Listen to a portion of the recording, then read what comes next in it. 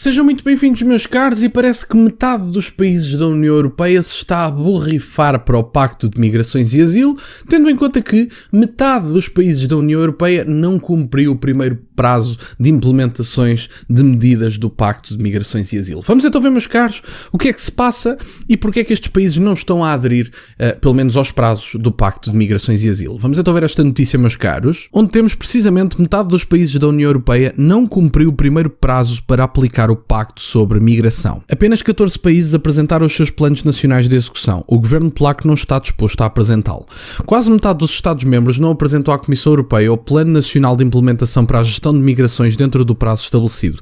A Polónia é um desses países, enquanto Itália e Hungria não responderam aos inquéritos da Euronews para saber se apresentaram os planos. Todos os Estados-membros da União Europeia foram obrigados a transmitir os seus planos até 12 de dezembro, de acordo com os regulamentos que sustentam o Pacto Europeu sobre a Migração e Asilo, uma importante reforma da política de migração da União Europeia, adotada em maio de 2024 após muitas disputas. Cada plano nacional de implementação deve descrever as ações e o calendário que os Estados-membros estão a adotar para se adaptarem às novas regras, especificando todos os custos relacionados. No entanto, no dia seguinte, ao fim do prazo, apenas metade destes planos se encontra nas secretárias da Comissão Europeia. Podemos confirmar que até à data, 14 Estados-membros apresentaram os seus planos nacionais de implementação, disse um porta-voz da Comissão Europeia à Euronews. Continuamos em estreito contacto com todos os Estados-membros e estamos a apoiar os restantes para que possam apresentar os seus planos o mais rapidamente possível. O porta-voz da Comissão afirmou que serão tomadas medidas se os países não apresentarem os seus planos em breve.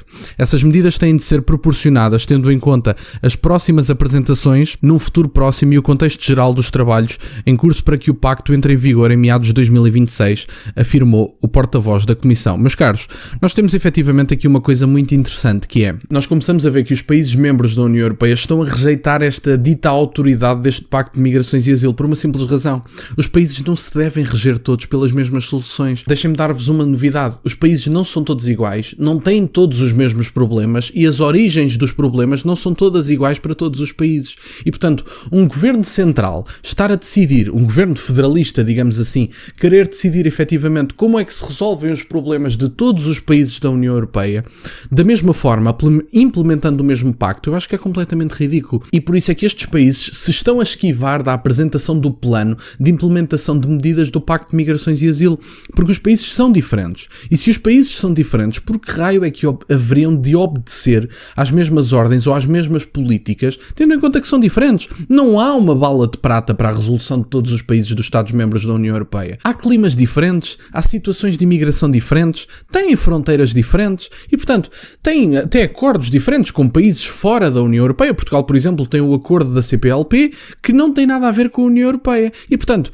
tendo em conta que os países têm fronteiras diferentes, até climas diferentes, governantes eleitos pelos povos diferentes, fronteiras diferentes, etc., vizinhos geográficos diferentes, não podemos estar a fingir que um pacto de migrações e asilo comum vai resolver todos os problemas dos países da União Europeia. É completamente ridículo. E o que nós vamos ver mais é que estes partidos que querem reivindicar a soberania nacional vão cada vez mais trabalhar em conjunto para que se permita que efetivamente cada Estado-membro decida qual é a melhor solução para os seus problemas específicos, porque se calhar a França não tem talvez a França seja um mau exemplo, mas dito isto de forma genérica, talvez a França não tenha tantos problemas de imigração como a Itália, talvez a Itália não tenha os mesmos problemas que a Bélgica, talvez os vizinhos geográficos da Hungria não sejam, e não é talvez os mesmos vizinhos geográficos da Hungria não sejam os mesmos de Portugal, porque efetivamente não são. E, portanto, cada país, devido à sua situação, devido ao seu governo eleito, devido às suas circunstâncias, deve tomar as suas próprias medidas. E por isso é que vocês vão ter cada vez mais notícias como esta, em que metade dos países membros da União Europeia vão borrifar-se para os prazos, vão apresentar as coisas como querem e vão cada vez mais tomar as decisões daquilo que é melhor para o seu país, porque é assim que deve ser feito. A soberania nacional deve ser entregue aos Estados-membros e os Estados-membros devem poder decidir como é que cada um resolve os seus problemas. É tão simples como isto. E, portanto, Portugal tem problemas de origens diferentes da Hungria, ou da Polónia, ou da Itália, ou de França, ou da Bélgica. Não podemos, por exemplo, comparar a situação de imigração de França com a situação de imigração da Hungria. Não é comparável. E, no entanto, estão ambos sujeitos ao mesmo pacto. É ridículo, não faz qualquer tipo de sentido. E, portanto, era isto que eu tinha para partilhar. Vamos ter seguramente cada vez mais notícias destas e vamos ver qual é que vai ser a reação da União Europeia quando a maior parte dos países começar a dizer, meus amigos, nós não vamos obedecer ao Pacto de Migrações e Asilo e, portanto, orientem-se porque agora vamos tomar as nossas decisões individualmente e, no meu entender, é assim que deve ser. Uma comunidade económica europeia, o CEE, como tínhamos, que favoreça boas relações económicas e até diplomáticas entre os países da Europa parece-me ótimo. Um governo federal que dite o que cada país deve fazer, passando por cima da legitimidade democrática que cada primeiro-ministro tem em cada país da União Europeia, parece-me completamente ridículo. Boas relações sim, um governo federal parece-me completamente ridículo. Obrigado, meus caros, por estarem desse lado.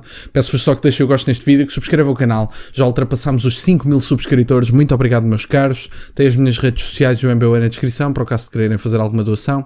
E nunca se esqueçam, meus caros, questionem tudo. Até à próxima.